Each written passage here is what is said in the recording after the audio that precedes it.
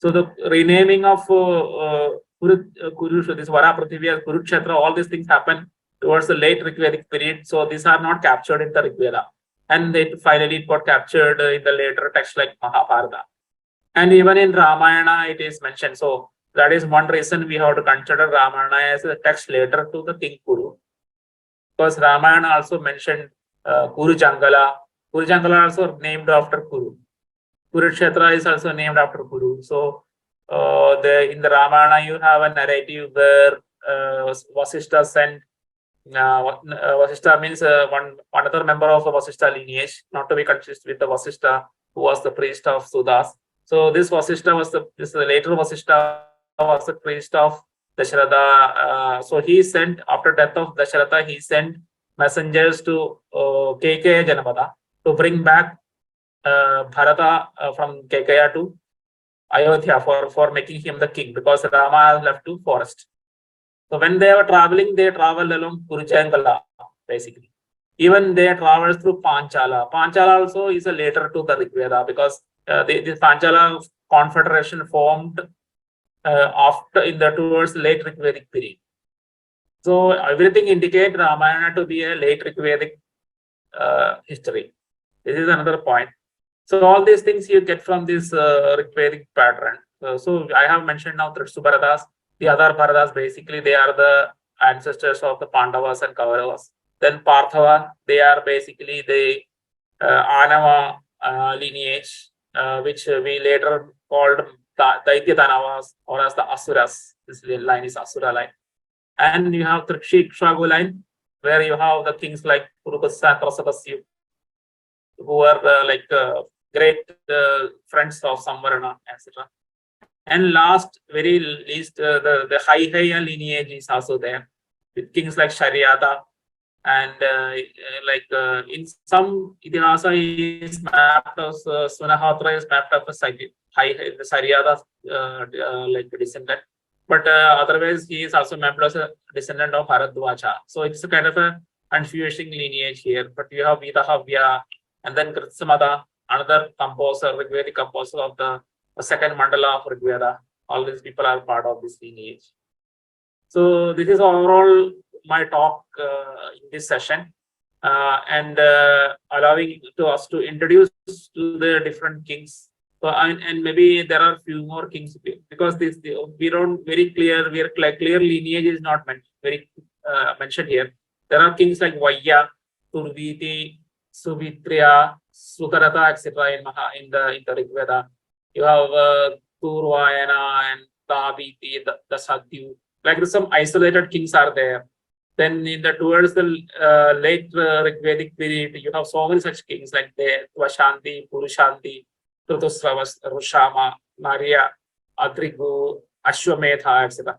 Ashwamedha is somewhat connected to the Bharata lineage that we came to know later. But these are also some other kings, so many numerous other kings who may be connected with one of the lineages or totally isolated kings. And certain names are Vaya, etc., very curious names. But some other names like Trivrashan, Trayaruna, these are all very much Vedic in nature. So these are the kind of kings that you have.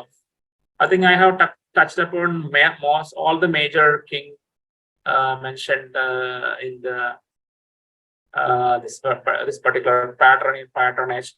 But this is not an exhaustive list. As I mentioned, around 400 rajas and uparajas are mentioned in the Ṛgveda. Most important, the color I have indicated, because the most frequently occurring kings are the Vodas and Sudas, who are part of the Panchala lineage of the Trikshu Bharata lineage. Then you have Bharata, Devavata, Sanjaya, Vadryashva, Pratardana, Bijavana, Sahadeva, Somaka. These names are very famous. And the next famous is Trasadasi, who is a Trikshi lineage king who have helped the Bharatas quite often, and like that. Then his father Purudutsa, and Trivrashan Trayaruna, and then Purushravana, then Devapi Shantanu I mentioned, Kavichayamana, who is re-rendered as Usana's Kavya or the Shukracharya. All these Abhyavartin, Chayamana, all these kings are very famous. And maybe in this first session, I don't want to overwhelm with all the names, but more or less, if you understand a few of them like Sudas, Divodasa, Prasadasyu, that is enough. Yeah, I think I'll stop here and look for any kind of comments, questions, etc. Namaskaram, sir. Yeah. Sir, I had two questions.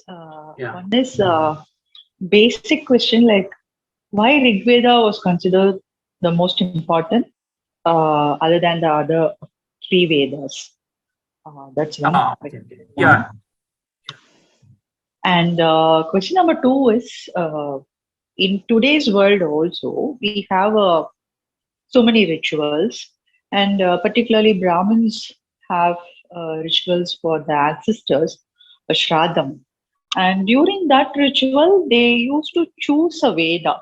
The priest who come over will inquire about what is the Veda. And they may say one of the Veda's name, and they have certain mantras according to those Vedas. So, what does that signifies? Is there any particular theory for that? Yeah. I think you asked this question in the WhatsApp group.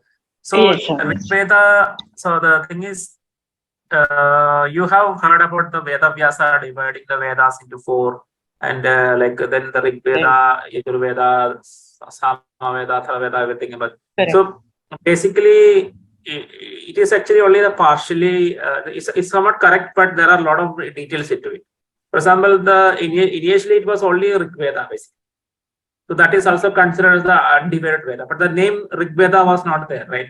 So people call it simply Veda, knowledge. The Veda means simply knowledge. So it is a very secretly guarded knowledge. That is why it is called Veda. So there is a generic meaning for the Veda is knowledge. So it can be knowledge about sun, knowledge about plants, knowledge about anything is Veda basically. But why this particular word is used for this collection of suktas and the rigs, the collection of suktas is because it is very sacred.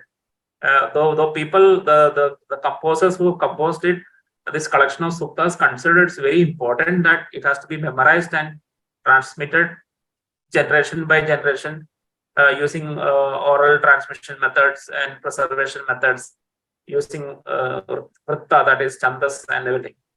So that is why it has this particular term Veda is completely specifically mean to this particular collection of suktas. And originally there was only a single collection of suktas, that was the Rig Veda actually. But later on, towards the late Ṛgvedic period, when the Rig Vedas, later mandalas of the Rig Veda, like 5th mandala, 8th mandalas, 9th and 10th. So when during the period of these 4 mandalas, some of the people, some of the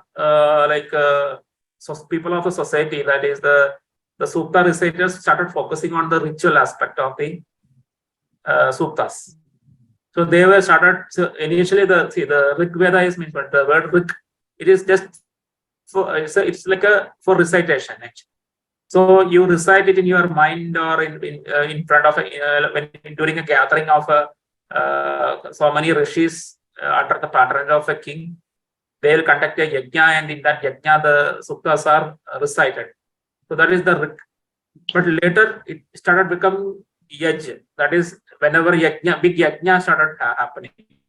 Yajnas are more bigger, elaborate, with a little more elaborate rituals, and it is also costly. It is like, for example, a normal gathering for Ṛgvedic recitation, whatever is the amount required to conduct that kind of a small recitation gathering, even 10 times more than that amount of money has to be spent, amount of effort has to spend for a yajna, big yajnas.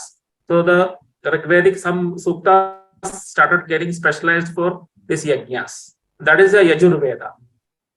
So the yajnas emerged, the complex rituals started emerging towards the late Ṛgvedic period. And there was most of the suktas were actually re-rendering of the Ṛgvedic suktas. That is why Yajur Veda, around 70, 80, 90% of the Yajur Vedic suktas are re-rendering of Ṛgvedic suktas itself. original, which are original Yajurvedic suktas, which are not found in Rigveda, that will be very much less, like very 10% of it. I think 10 or 4%. I'm very exactly not. I don't remember, but I have mentioned it in my website, Ancient Voice. So very less number of suktas are originally only found in Yajurveda. Otherwise, 90% of the Yajurvedic suktas are all re-renderings or kind of a revised rendering of the Ṛgvedic suktas. Same thing about Samaveda. So Samaveda around 96 more. I mean, compared to Yajurveda, much bigger percentage of Samaveda suktas are Ṛgvedic suktas. So all these Yajurveda and Samaveda are 70 to 95% or even 96% Ṛgveda suktas. And then comes the Atharvaveda, slightly different compared to the other three Vedas, where the percentage of original suktas are larger. And that is why Atharvaveda is sometimes you have words like Atharvangirasa Pucham Pratishtha, like that.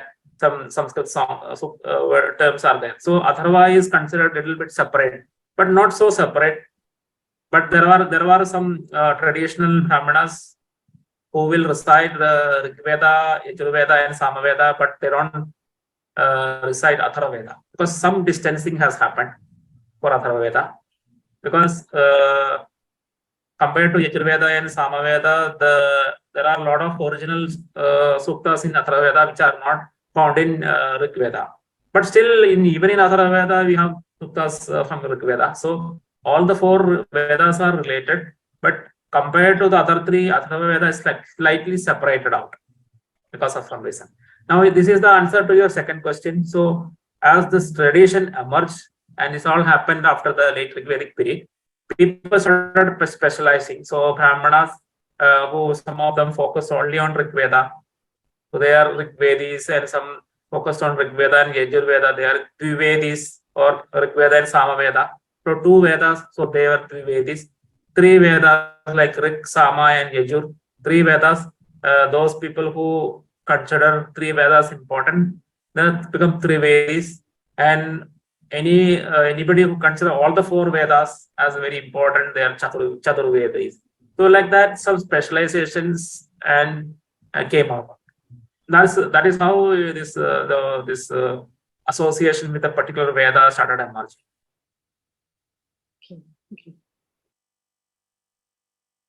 Okay, sir. Thank you. Yeah.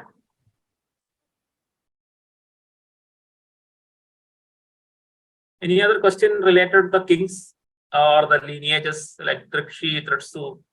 Because I want to ensure that you got it clearly, because the names are very similar sounding.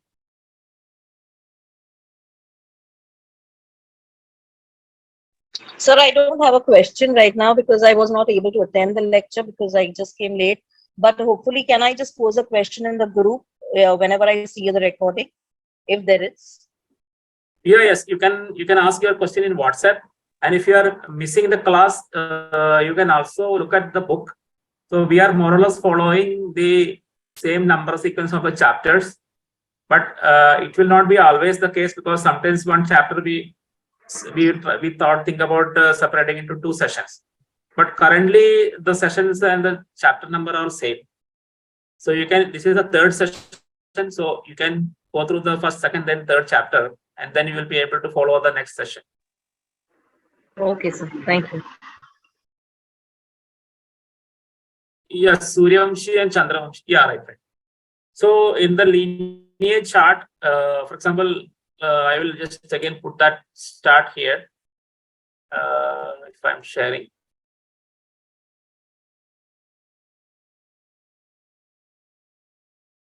Yeah. So actually, this information about Suryavamshi and Chandravamshi, we get primarily from starting from Itihasas like Ramayana, Mahabharata, and mostly from Puranas. The Puranas are more taking more interest in defining Vamshas as Suryavamsha and Chandravamsha. Because the Purana, as I mentioned before, Puranas came very late. At least a lot of material Puranas are very late.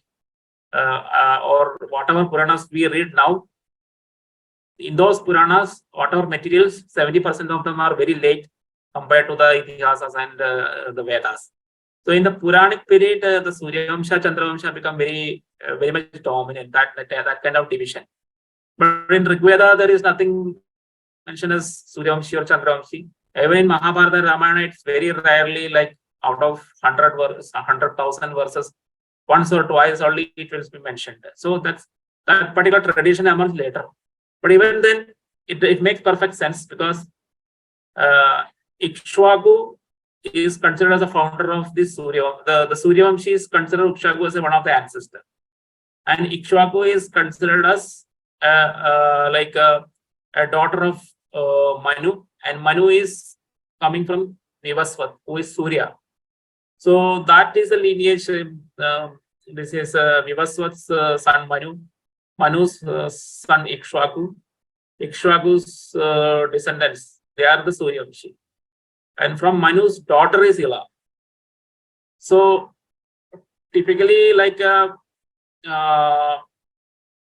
this particular, since Ila is the daughter of Manu and not the son of Manu, so we have a tradition, right? Like the lineage is basically from the male side, they will mention. So even though Manu also, see, Ila is the daughter of Manu, and Manu is son of Vivaswat, son, that is the same sun god. This lineage of Ila is not considered as Surya Vamshi, because Ila's husband is considered as Buddha, and Buddha's father is considered as Chandra. So here somewhere, see, I have not talked, because this is all Ṛgvedic information, so I have not mentioned. So here you can consider Soma here. So if it's just like Vivaswat, you have Soma here. From Soma, Buddha married Ila. And from Ila, Pururava, Sayus, Nakusha, Yayadi. So this is called Chandramsha, because the male side lineage, here Soma, here Buddha, then Buddha just married Ila. So it is Pururava's is Buddha's son. So Pururava's father Buddha, Buddha's father Chandra. Like that, if you consider, then this Vamsha is Chandra Vamsha. That is how the Bharata dynasty or all the Yadavas, Krishna's lineage and the Pandava lineage, the Puruli, all is considered as Chandra Vamsha. But as I said, this particular division of Surya Vamsha, Chandra Vamsha is primarily a Puranic division, because in the Ṛgvedic period, both the child, male and female child, all considered equal. So Ila is equal to Ikshwaku. So there are no distinction to the daughter lineage or the son lineage. That is why it is not very clearly, or that kind of importance is not put in Ṛgveda actually. Yeah, I think I am clear now. I will also request everybody to read the third chapter so that it becomes that chapter becomes thorough, which speaks about the lineages in the Ṛgveda. So the most important, I am very cautious, is to understand the distinction between Trikshi and Tritsu, because both the names are very similar looking, so people can get confused between these names. Tritsu is basically Chandra Vamsha. If you can use the Puranic terminology, Tritsu is Chandra Vamsha, Trikshi is Surya Vamsha. Tritsu is the Bharata lineage, Trikshi is the Ikshwaku lineage. So that if you can record in the mind, and then it will be easy for the subsequent sessions where I constantly refer to the Tritsus and the Trikshis and the kings belonging to these two lineages. So that's very important. There is a question: Vedas are hymns in praise of Indras? Yeah, yes. Yeah, I have seen some questions in the chat box, so I'll answer the last one. I have mentioned in my book also that the rishis praise Indra as like the great king, and indirectly they actually refer to their patron. So sometimes deeds of Indra will be actually deeds of the patron king, who is actually supporting the rishi. In rare cases, that is found in Ṛgveda. For example, In certain cases, the Indra will be Sudas. Some other cases, the Indra will be Divodasa, because the patron king is praised by the name of Indra. And this is also a tradition even later to Rigveda, like a king is considered as a representative of the Indra. And okay, even later, the king is considered as a representative of Vishnu. So this is all very much in the subsequent tradition also it is like that. So Vedas do have suktas which praise Indra, but indirectly they praise the king, the patron king. Was Santanu and Rama were in the same time. Yeah, yes. So both the Santanu and Rama are mentioned as contemporary kings in the 10th mandala. So out of 10 mandalas in Rigveda, the last mandala is a 10th mandala. And many kings are mentioned in the 10th mandala as ancient king, like in past tense. Some kings are mentioned in present tense. That means they were living during the 10th mandala period. And two such kings are Shantanu and Rama. So they are contemporary. They lived exactly during the period of 10th mandala, when the 10th mandala was getting composed. Any other questions?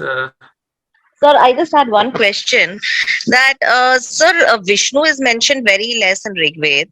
So now, is there any kind of relationship denoted between Indra and Vishnu, of brother-in-law or something like that? Indra is always mentioned as, like Vishnu is mentioned as Indranuja. So Indra's younger brother. That is one important information. Yeah, Indra's younger brother. But in the Rigveda, that is not very clear. Starting from Itihasas, Indranuja is very much prominently mentioned. In Rigveda, Vishnu is mentioned as the best ally of Indra. Because when Indra was like growing as a leader, there is a one statement from Indra: nobody helped me, but only Vishnu helped me, like that. So he was a kind of a great supporter of Indra. Vishnu was a great supporter of Indra, and even some of the famous deeds of Indra, Vishnu played a role. For example, when Indra was killing Vritra, Vishnu has provided the space for killing Vritra, because Vritra basically have a function of constriction. So Vritra was constricting the space where the rivers were flowing and blocking the flow of the rivers, whereas Vishnu was doing the opposite by expanding it. So he is an expander.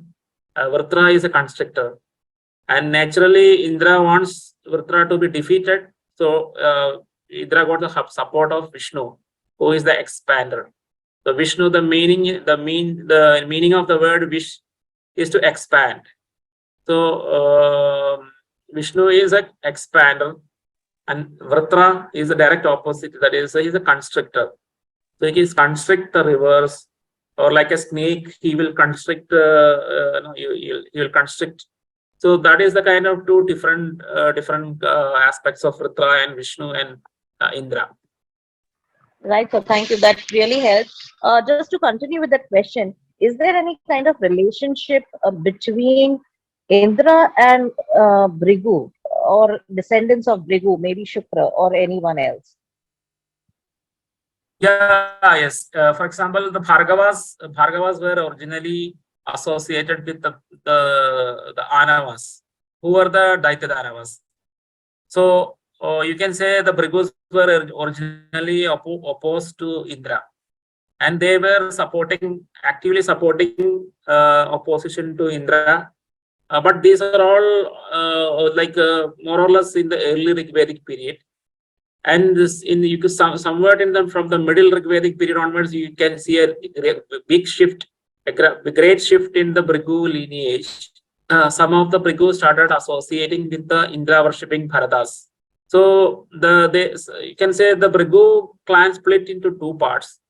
One clan, they completely gone along with the Anava group, and they migrated westward.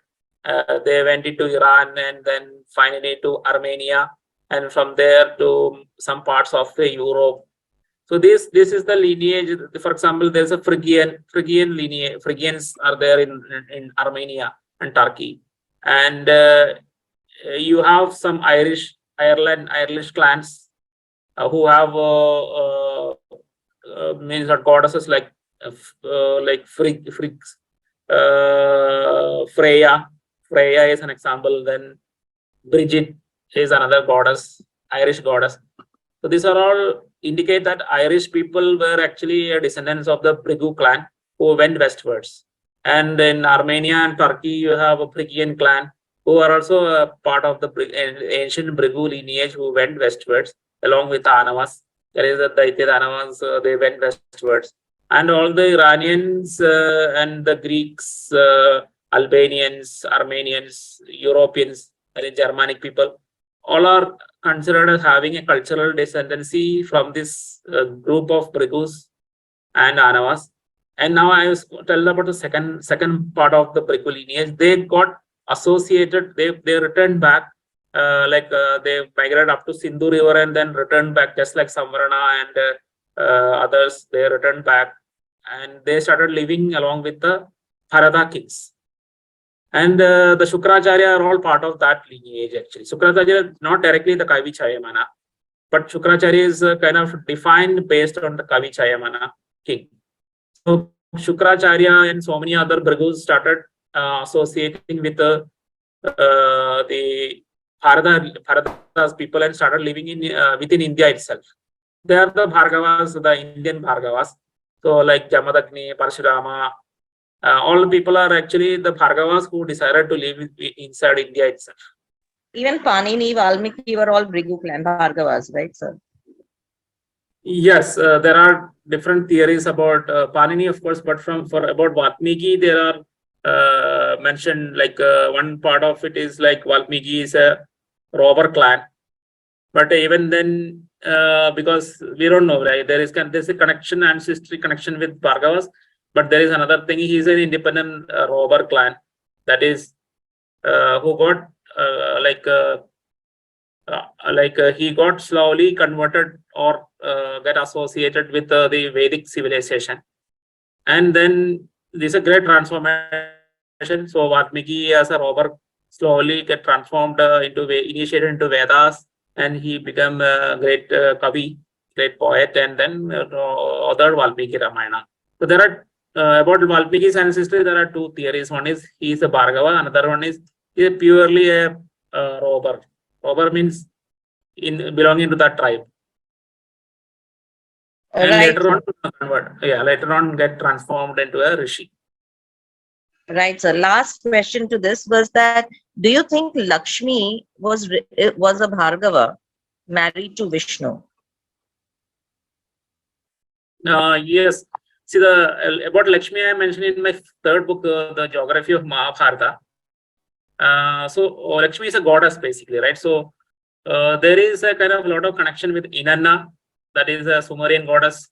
And during the time of Kurukshetra, this it happened after Ramayana. During the period of Pandavas, the Dwaraka was a great seaport, and it was having a lot of cultural contact with Sumerian and other such regions. So there is a lot of connection between Lakshmi and Inanna, that is a Sumerian goddess, who is also known as Istar, etc. Was the symbol of all. All symbolism is very much strong with the Sumerian goddess Inanna. So there is so you can see, if you ask me, Bhargava, yeah, of course, because the people who have migrated to the west have a kind of a Bhargava connection. So in that way, anything coming from west can have a Bhargava connection. And the Sumerian goddess Inanna is a Western goddess. Western means not the European, but Mesopotamian goddess actually. So there could be a kind of ancient connection of, because people who have gone to that direction, they were having cultural contact from this Sindhu Saraswati region. It's all mixed up. So it's not as straightforward, but because of a lot of mixing up and then it coming back to us like that. Okay, sir. Thank you very much. Yeah, Vishnu as a Purushottam. Yeah.